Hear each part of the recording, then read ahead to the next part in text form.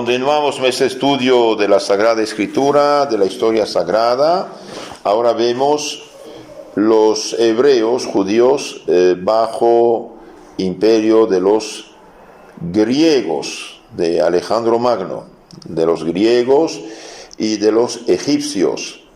Egipcios es un reinado griego de Egipto, y más tarde, por el año 199, van a pasar bajo dominio de los sirios, de los griegos de Siria. Entonces veamos un poco ahora Alejandro Magno.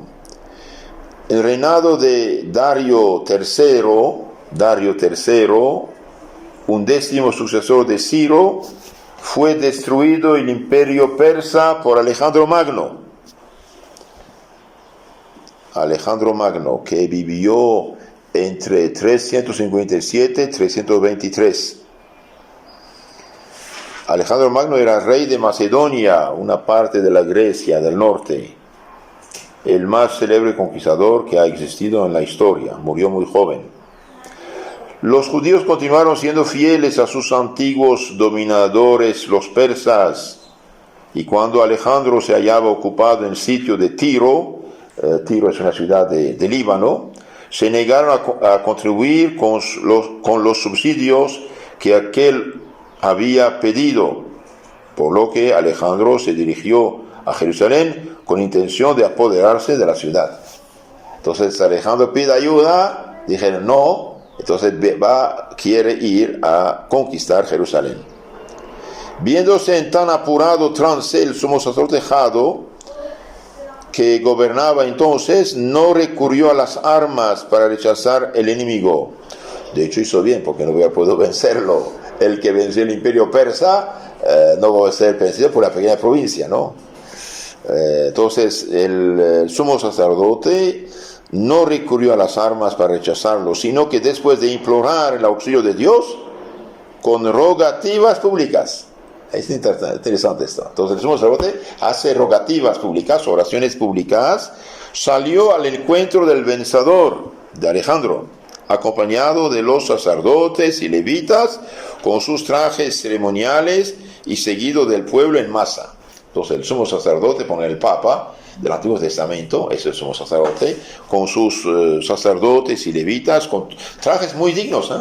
Hoy en el culto católico realmente es algo muy sencillo, muy sencillo. En comparación de los trajes del Antiguo Testamento, somos ridículos. Ellos eran... Dios mismo había dado a Moisés indicaciones para hacer los trajes del culto divino. Entonces, estos trajes y esta manera de presentarse impresiona a Alejandro. Dios interviene, ¿no? A la vista del imponente séquito del venerable pontífice que llevaba la tiara sobre la cabeza con el nombre de Yahvé escrito en ella en letras de oro, reconoció Alejandro el augusto anciano en un tiempo anterior le había prometido el imperio de Asia. Entonces, en un sueño, Alejandro había visto a ese anciano que le prometía el imperio de Asia. Entonces, aquí Dios sabía todo, entonces Dios intervino a tiempo, ¿no? Poseído de un santo de respeto, Alejandro se inclinó y adoró al Dios verdadero, en tanto que los judíos lanzaban gritos de alegría y gozo, deseando al joven conquistador todo género de prosperidades. Ahora se pone de su lado, no hay de otra. Pero él también, en lugar de ir masacrar y quemar, porque eran así, una ciudad resiste el saqueo, destrucción y matanzas. Alejandro sí hizo su entrada triunfal en Jerusalén y subió al templo para ofrecer sacrificios al Señor. Entonces va a tener ovejas, corderos, etc., para ofrecerlos. Después el sumo sacerdote le leyó el libro del profeta Daniel, donde estaba predicho que un príncipe griego conquistaría el imperio de los persas y sería el monarca más poderoso de la tierra. Entonces ahí le explica el sueño de Nabucodonosor que Daniel había profetizado, que los persas iban a ser vencidos por otros. Entonces aquí Alejandro está muy contento de saber que lo que está haciendo entra en plan de Dios Gozoso el héroe macedonio griego de verse así designado en libro de un profeta, mostró gran benevolencia para con los judíos, y en lugar de castigarlos, como era su intento, los eximió de todo impuesto, les perdonó los impuestos, permitiéndoles además conservar sus leyes y su religión. Esto tuvo lugar el año 332.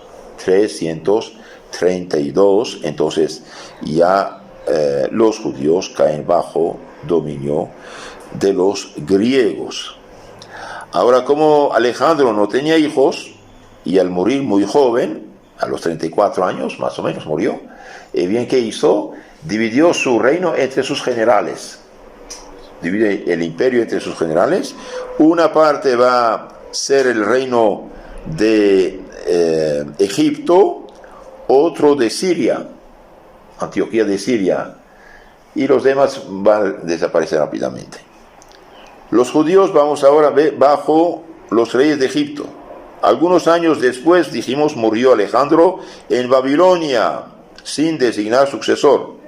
Sus generales se dividieron el imperio, y Judea pasó a la dominación de los reyes de Egipto, bajo la cual estuvo más de un siglo, del año 320 a 199 queda Egipto bajo dominación de los reyes griegos que dominan Egipto. Cuidado, Egipto ya no es el antiguo Egipto dominado por egipcios, son los ¿cómo se llama? Los griegos que dominan, que tienen el gobierno. Y van a hacer algo interesante. Un rey aquí de griego, de Egipto, uno de sus reyes llamado Ptolomeo II, Filadelfo, el que ama a su hermano, Ptolomeo II, Filadelfo, ¿qué va a hacer? Va a hacer algo muy importante, muy importante. Esta gente no era cerrada, era abierta y quería saber las cosas. Entonces, este rey Ptolomeo II, Filadelfo, mandó traducir del hebreo al griego los libros del Antiguo Testamento. Mandó traducir los libros del Antiguo Testamento. Trabajo que fue encomendado a 72 doctores, especialistas, escogidos entre todas las tribus por el sumo sacerdote Eleazar. Esta traducción es conocida con el nombre de versión de los 70, la versión de los 70, eran 72, pero de los 70, así es conocida esta Biblia traducida en griego. Entonces, cuando les hablan de la 70, sépanlo, es la Biblia del Antiguo Testamento, porque esto tuvo lugar en el año 283 antes de Cristo. Entonces todavía no hay Nuevo Testamento. Entonces en 283 la Biblia ya está traducida en un idioma internacional que tomó el lugar del arameo, del imperio de Babilonia y de Persia, y va a ser el griego. Entonces la Biblia de los 70 es importante. ¿Por qué? Y porque todavía no había las sectas actuales que cada quien a su modo quiere traducir y corromper, y además está bajo control, digamos, de la sinagoga guardiana de la palabra de Dios. Es importante esto. Y otra cosa importante es que todos los judíos dispersos en el imperio griego, después romano, sabían griego, porque el idioma internacional va a ser el griego ahora, ¿sí? Y todos los judíos de habla griega usaban esta Biblia. Y en el tiempo de nuestro Señor, en tiempo de nuestro Señor, los judíos, dije, y los apóstoles usaron esta Biblia. Es importante. Pero después, del año 70, con la caída de Jerusalén, los judíos que rechazaron a Cristo sacaron 7 libros porque no fueron escritos supuestamente en hebreo. Y esto fue lo que Lutero tomó. Por esa razón los protestantes hoy rechazan 7 libros del Antiguo Testamento. pero son injustos y son imprudentes. ¿Por qué? Porque estos libros sí estaban en la 70. Los libros escritos supuestamente no en hebreo, pero no importa, Dios habló otros idiomas también, ¿no? Dios habló otros idiomas también. Hablemos un poco más de la Biblia de los 70. Tengo en mi mano aquí el diccionario de la Biblia por el padre Haag y Van den Born, traducido al español. Entonces, hablando de las versiones griegas, nos dice: la versión de los 70 o alejandrina, porque se hizo Alejandría de Egipto, es la más antigua e importante traducción del Antiguo Testamento. El nombre de 70, Interpretatio Septuaginta Virorum, interpretación, traducción de los 70 hombres, procede de la leyenda transmitida por la epístola de Aristeas, según el cual 72 judíos, 6 de cada tribu, habrían hecho la traducción en 72 días. Bueno, es un poco arreglada, pero lo que cuenta es que tenemos una traducción. Los 70 no es propiamente una obra unitaria. En primer lugar, el Pentateuco se tradujo probablemente bajo Ptolomeo II, alrededor de 250. Y ese debe ser el núcleo histórico de la leyenda referida a la epístola de Aristeas. Poco a poco fueron traduciéndose los demás libros del Antiguo Testamento hasta quedar prácticamente concluida la tarea hacia el año 150. Entonces poco a poco en general decimos se tradujo ya, pero esto tiene historia, poco a poco se tradujo, como por ejemplo la traducción del Evangelio al latín. Bien, se empezó rápidamente, pero solamente en los años 380 el Papa San Damaso encargó a San Jerónimo de hacer una revisión completa, científica y a fondo, etcétera, etcétera. Entonces hay bases anteriores, ¿no? Poco a poco fueron traduciéndose los demás libros del Antiguo Testamento hasta quedar prácticamente concluida la tarea, dijimos, el año 150. Alrededor del año 130, el nieto de Jesús, Ben Sirac, habla ya de la traducción griega de la ley, de los profetas, de los demás libros, prefacio del eclesiástico. Entonces, es algo importante esto, ya todo estaba prohibido, y los judíos, de habla griega, la usaban porque muchos de ellos ya no sabían el hebreo, que era que el hebreo que era idioma litúrgico, pero el idioma popular en Palestina en general era arameo, y el griego poco a poco va a tomar lugar, y en Egipto, en Siria, después en Grecia, en Roma, todos hablaban griego. Esto es el asunto de los 70. Continuamos nuestro estudio de la historia sagrada. Ahora vemos los judíos tributarios de los sirios, los griegos de Siria. Antíoco el Grande de Siria. Veamos esto. Por el año 199, entonces desde la muerte de Alejandro el Grande, Alejandro Magno, hasta 199, los judíos van a estar bajo dominio griego, pero dominados desde Egipto. Ahora, en 199 a.C., siendo los hebreos perseguidos por el rey egipcio Ptolomeo IV, Filopater, consiguieron sacudir el yugo de Egipto y se entregaron a Antíoco III de Siria.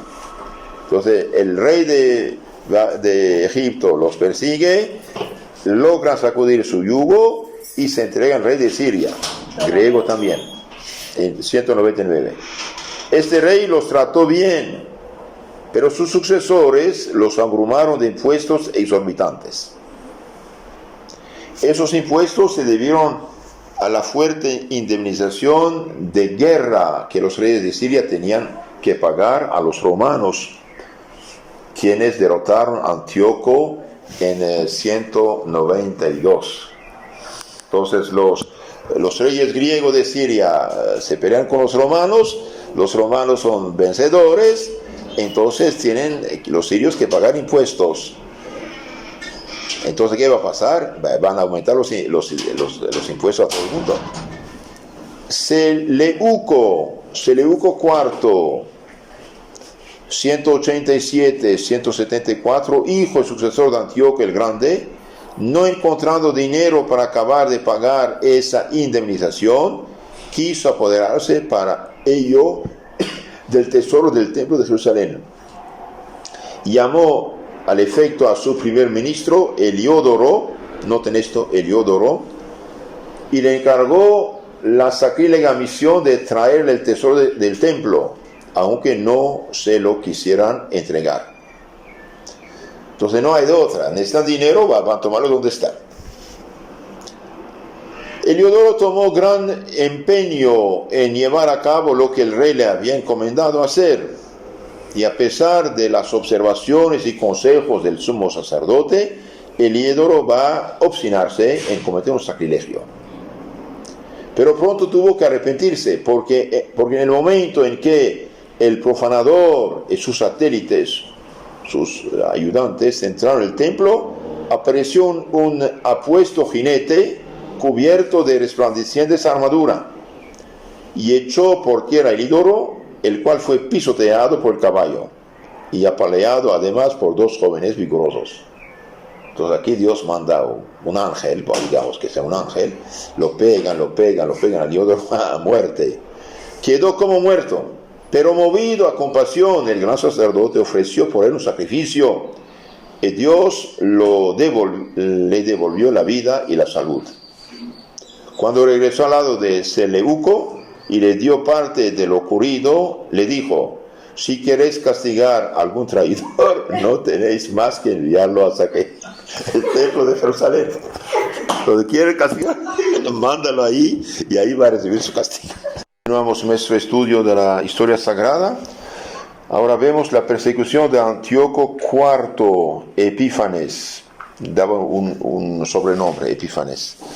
En el reinado de Antíoco IV Epífanes, sucesor de Seleuco, estalló una violenta persecución contra los judíos, porque animado ese rey de un celo fanático por el culto de los falsos dioses de Grecia, impuso la pena de muerte a cuantos se negasen a adorarlos. Entonces ahí realmente está exagerando bastante. Entonces pena de muerte a los que no adoran a los dioses paganos. ¿Qué fecha, padre? No hay fecha por mito. Entonces, muchos tuvieron la cobardía de apostatar, muchos judíos fueron apóstatas, pero también hubo muchos que prefirieron morir antes que renegar de su fe. Y entre esos se halla el doctor de la ley llamado Eleazar. El ejemplo de Eleazar es importante, anotar esto, importante. Eleazar era un anciano de 90 años, tan venerable por su saber como por sus virtudes. Empañaronse los soldados de Antíoco a obligarle a comer carne de cerdo, y la ley judía prohibió esto, lo cual estaba prohibido por la ley de Moisés, dijimos. Eleazar prefirió una muerte gloriosa a una vida manchada, y se negó con la mayor energía a cumplir las órdenes del rey. A impulso de una falsa compasión, unos amigos le suplicaron que hiciera traer alimentos de los permitidos para que se creyera que había obedecido al tirano y así salvara su vida. Entonces le dije: mire, come carne de cordero, pero vamos a decir comiste carne prohibida. Y así no iba a morir. Pero el venerable anciano contestó, noten esto importante: ese engaño se aviene mal con mi edad, pues creyendo entonces los jóvenes que Eleazar a sus 90 años había aplazado el paganismo, se verían tentados de imitarlo. Entonces Dios dice: no quiero ser escándalo para los demás jóvenes que con engaño salvar mi vida actual e irme al infierno eterno, y además ser mal ejemplo para los jóvenes. No quiera Dios que en los pocos días que me quedan de vida deshonre mis canas. Además, aun cuando me librase del suplicio de los hombres, evitaría el caer en las manos del Todopoderoso. Déjose pues llevar el suplicio de la manera más noble y más generosa. Podemos decir, es un proto mártir cristiano ya, de dar su vida por la ley de Dios y no entrar al juego de los paganos. Cuando estaba a punto de morir, dio un suspiro y dijo: Señor, vos que conocéis todas las cosas de una manera cierta y evidente, veis que, habiendo podido librarme de la muerte, sufro los más atroces dolores en mi cuerpo. En cambio, mi alma experimenta un gozo inefable, porque muero por cumplir vuestra ley. Muero por fidelidad a Dios. Así murió aquel valiente, venerable anciano, llegando a los siglos venideros un gran ejemplo, entregando a los siglos venideros un gran ejemplo de entereza y de su fidelidad a Dios, aún en presencia de los tormentos y de la muerte. Después tenemos otra historia interesante: martirio de los 7 hermanos macabeos y de su madre. Esto lo habíamos visto, rápidamente lo repito. Viose también otro admirable ejemplo de firmeza en sus creencias y de valor a una madre con sus 7 hijos llamados macabeos. Macabeos los que aplazan el paganismo, es un título. Esos jóvenes héroes que no conocían otro temor sino el de ofender a Dios, arrastraron con la mayor serenidad las iras del tirano. Entonces desviaron al tirano, y aunque les rasgaron las carnes con terribles azotes, les cortaron los miembros y los atormentaron atrozmente, nada fue capaz de doblegar su constancia. Poco antes de expirar, dijo uno de ellos al rey: Príncipe malvado, nos quitas la vida presente, pero el Señor del cielo y tierra nos resucitará y dará la vida eterna, porque morimos en defensa de la ley. Entonces están conscientes que dan su vida en testimonio de la ley de Dios. Habían consumado ya sus gloriosos sacrificios 6 de los hermanos, y quedaba el más joven, que era muy niño. Esperando seducirlo, Antíoco le prometió riquezas y felicidades si abandonaba su religión. Pero el niño quedó impasible, firme ante tales halagos, tales engaños. Llamaron entonces a su madre. Excitóla el rey para que diera un saludable consejo a su hijo si quería conservarlo. Aparentando ella que iba a obedecer, se acercó al mártir, estrechóle contra su corazón y dijo heroicamente con ternura maternal: Hijo mío querido, eleva tus miradas al cielo, muéstrate digno y emuló de tus hermanos. Recibe la muerte de buen grado, a fin de que por la misma de Dios vuelva yo a verte en la gloria que esperamos. Sin dejar apenas que acabara de hablar, dijo el niño en alta voz: y yo no obedezco al orden del rey, sino a los mandamientos de Dios. Arrebatado de furor, Antíoco hizo que pereciera la madre del niño en los más atroces tormentos. Entonces vemos aquí un rey pagano. En general los paganos no llegaban a tanto, eran politeístas, entonces adoras este dios, aquel dios, no importa. Pero esta vez este Antíoco IV Epifanes hizo el tonto para hacer una cosa de ese tipo, y realmente fue un error fatal para él. ¿Por qué? Porque concretamente esto va a impulsar a los judíos a libertarse del yugo de los paganos de Siria y primero van a reclamar la independencia de su religión, libertad de su religión. Después más cosas, finalmente llegarán a la independencia política, refundando el reino de Israel. Entonces, como conclusión, admiremos aquí el valor con que los hermanos macabeos sufrieron la muerte más cruel, y estemos dispuestos nosotros a sacrificar todo antes que ofender a Dios. Entonces, en resumen de esta parte, vemos que en 332 Alejandro Magno viene a castigar Jerusalén, pero el sumo sacerdote sale a ese encuentro y Alejandro queda asombrado. Va a hacer sacrificios, ofrecer sacrificios más bien en templo de Jerusalén, y a su muerte, en su muerte, los judíos caen bajo la dominación del rey griego de Egipto. Y durante este tiempo, ¿qué hacen?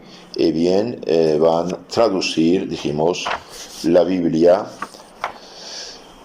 en griego, que va a ser la Biblia más utilizada por todos los judíos de habla griega en todo el imperio, primero de los griegos y después de los romanos. Y la Biblia llamada los 70 va a ser la Biblia de los primeros cristianos. La Biblia de los 70 en griego va a ser la Biblia de los primeros cristianos, y ella va a ser utilizada incluso en el Nuevo Testamento. Ahora pasamos a otro tema, la guerra de independencia de los judíos que sacuden el yugo de los griegos de Siria. Vamos ahora a hablar de los hermanos macabeos, esta vez no los mártires, sino los guerreros. Los macabeos aquí es un epíteto, es un título que les dieron, martirio del paganismo.